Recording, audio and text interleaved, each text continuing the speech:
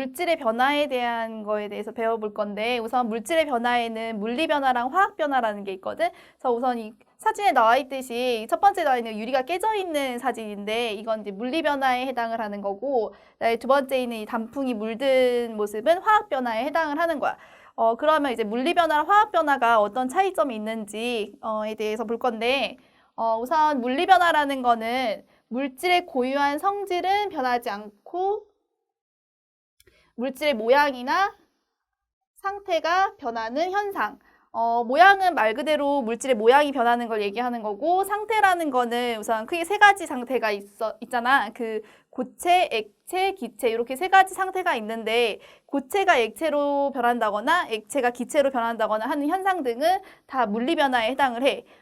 이때 물질의 성질은 변하지 않기 때문에 이러한 걸 이제 물리 변화라고 하는 거고 우선 물리 변화가 일어날 때 나타나는 현상들은 우선 모양이 변한다거나 좀 아까 봤었던 사진에서처럼 유리컵이 깨질 때 유리컵의 모양이 변했었지. 그렇게 모양이 변한다거나 두 번째 용해 현상. 용해라는 거는 어떤 용질이라는 게 용매에 녹아 들어갈 때 쉽게 얘기하면 소금 같은 이렇게 물에 녹는 물질을 용질이라고 하고 물을 이제 녹이는 물질이라고 해서 용매라고 하는데 이런 용질이 용매에 녹아 들어가는 현상을 용해라고 하거든. 그래서 이러한 용해가 물리 변화에 해당을 하고 그 다음에 확산. 확산이라는 거는 입자와 입자 사이가 가까웠다가 점점 멀어지는 현상을 확산이라고 하는데 예를 들면 여기 지금 사진에 나와 있는 유리잔에 이제 잉크가 들어가서 이제 퍼지는 현상 이런 것들도 이제 확산에 해당을 하고 그다음에 향수가 방 안에 있을 때 향수병의 뚜껑을 열어놓게 되면 조금 있다 이제 향수 냄새가 온 방 안에 퍼지게 되잖아. 이렇게 이제 그 향수 냄새가 퍼져나가는 현상 이런 것들 이제 확산이라고 하거든. 그 다음에 이제 네 번째로는 상태 변화라는 게 있는데 상태 변화라는 거는 아까도 얘기했듯이 이제 고체가 액체로 변한다거나 하는 현상. 예를 들면 지금 여기 아이스크림 사진이 있는데 아이스크림이 녹게 되면 액체의 상태로 변하게 되지. 이럴 때도 이제 물리 변화에 해당을 하고 그 다음에 물을 끓일 때 물이 끓게 되면 기체로 변하면서 이제 눈에 보이는 이제 수증기로 변했다가 그 다음에 이제 완전히 사라지게 되거든. 그때 이런 거를 이제 상태 변화, 이제 물리 변화에 해당을 하고 여기까지 이제 물리 변화에 해당을 하는 현상. 그다음에 두 번째 이제 화학 변화가 있는데 화학 변화라는 거는 어떤 물질의 성질이 전혀 다른 새로운 물질로 변하는 현상. 이때 성질이 변한다는 게 중요하거든. 그래서 이때 화학 변화가 일어날 때 나타나는 현상들은 색깔 또는 냄새, 맛 등이 변하는 현상. 예를 들면 뭐가 있냐면 우리가 고기를 굽게 되면 고기는 원래 익히기 전에는 빨간색이었고 익히고 나면은 이제 갈색으로 변하게 되잖아. 이렇게 색깔이 변하거나 아니면 고기의 냄새도 변하게 되고 맛도 변하게 되지. 이런 게 이제 화학 변화가 일어났을 때 나타나는 현상이고 두 번째는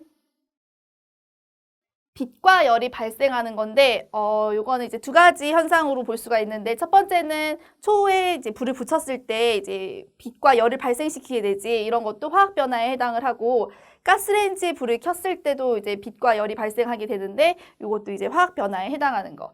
그 다음에 세 번째, 기체가 발생하는 반응.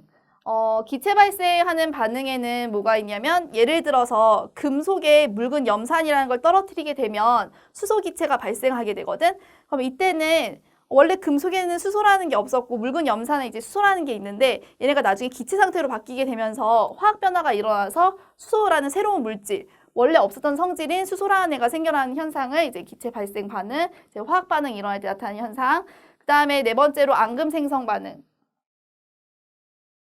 앙금이 생성되는 반응은 예를 들면 뭐가 있냐면 이산화탄소를 석회소에다가 넣게 되면 뿌옇게 흐려지게 되잖아. 이거는 물에 녹지 않는 앙금이 생겼다는 거거든. 그래서 이 앙금이 생성되는 것까지가 화학 변화가 일어났을 때 나타나는 현상. 그 다음에 물리 변화랑 화학 변화의 차이점에 대해서 나와 있는데 아까 전에 물리 변화는 성질 변화가 없는 거고 화학 변화는 성질 변화가 생기는 반응이거든. 왜 이러한 현상이 나타나게 되냐면 여기에 이제 첫 번째 나와 있는 그림은 물리 변화를 설명하는 거거든. 물리변화 여기서 요 지금 H2O라는 분자의 모양을 나타낸 건데 물 분자는 O라는 산소 원자 하나에 H라는 원자 두 개가 붙어 있는 형태로 되어 있고 이때 만약에 물을 액체 상태인 물을 액체 상태를 이제 L로 표시를 하거든. 그래서 리퀴드라고 해서 L 액체 상태인 물을 끓이게 되면 기체 상태인 물로 바뀌게 되는데 기체는 이제 영어로 가스라 그래서 G라고 표시를 하거든. 이때는 물 분자 사이가 원래는 가까웠다가 이제 끓이게 되면 이제 기체 상태로 변하게 되지. 하지만 이제 물이라는 성질 자체는 변하지 않지. 이거는 분자의 배열, 이렇게 분자가 멀어지긴 하지만 분자를 이루고 있는 원자들은 배열이 변하지 않지. 이 상태에서 변화가 일어나는 거기 때문에 얘는 물리 변화, 성질이 변하지 않는 거고 그 다음에 두 번째 있는 물 분자 두 개가 화학 변화가 일어나는 건데 이때는 보면 물을 이루고 있는 원자들의 배열이 바뀌어서 H2라는 수소 분자가 생겨나고 O2라는 산소 분자가 생겨나는 거거든. 그래서 두 개의 차이점을 보면 얘는 분자의 배열, 분자의 사이가 멀어진 분자 배열이 변하게 되는 거고 이때는 원자의 배열이 변하면서 새로운 물질이 만들어지기 때문에 화학 변화에서는 성질이 변화가 생기는 거야. 그래서 여기에 이제 물리 변화랑 화학 변화가 일어났을 때 공통점과 변하지 않는 것과 변하는 것에 대해서 나와 있는데 우선 물리 변화는 아까 분자의 배열이 바뀐다 그랬었지.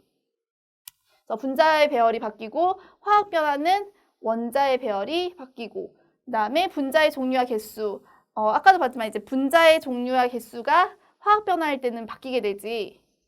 그다음에 물질의 성질도 변하게 되고 그래서 여기까지가 화학 변화가 일어났을 때 변하는 것이고 그다음에 물리 변화가 일어날 때 변하지 않는 것은 원자의 배열을 분자를 이루고 있는 원자의 배열은 바뀌지 않았었고 원자의 종류와 개수 여기서 보면은 물리 변화랑 화학 변화 둘 다 원자의 종류와 개수는 변하지 않아.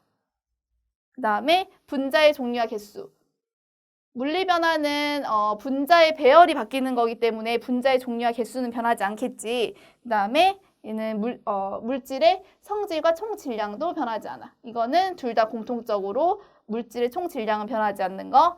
이 이유는 원자의 종류와 개수가 변하지 않기 때문에 당연히 물질의 총 질량은 변하지 않는 거야. 반응 전후에. 여기까지 봤고 이 단원에서 중요한 거는 물리 변화와 화학 변화가 일어날 때 변하는 것과 변하지 않는 것, 이 표가 굉장히 중요하거든. 그래서 이거를 다시 한번 보면서 이 단어를 정리했으면 좋겠어. 여기까지 보고 다음 시간에 보자.